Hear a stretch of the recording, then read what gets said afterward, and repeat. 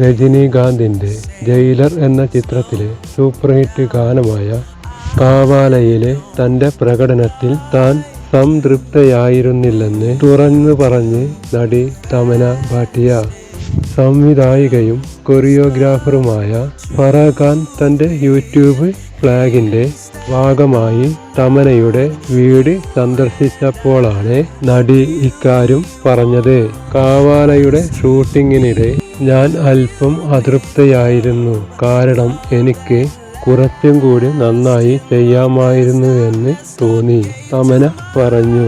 എപ്പോഴും കുറച്ചും കൂടി നന്നായി ചെയ്യാമായിരുന്നുവെന്ന് ചിന്തിക്കുന്ന തരത്തിലുള്ള ആളാണ് നീ എന്ന് ഇതിനോട് പ്രതികരിച്ചുകൊണ്ട് ഫാറ പറഞ്ഞു. പക്ഷേ ആജ് കി രാത് എന്ന ഗാനത്തിനായി 15 ദിവസം റിഹേഴ്സൽ ചെയ്തിരുന്നു. അത്രയും സമയം ഞാൻ ചെലവഴിക്കാൻ തന്നെ ആഗ്രഹിച്ചു. ഞാൻ പരിശീലനം കിട്ടിയ നർത്തകിയല്ല, തമന കൂട്ടിച്ചേർത്തു. One voice of the forest എന്ന ചിത്രമാണ് തമനയുടെ പുതിയ പ്രൊജക്റ്റ്.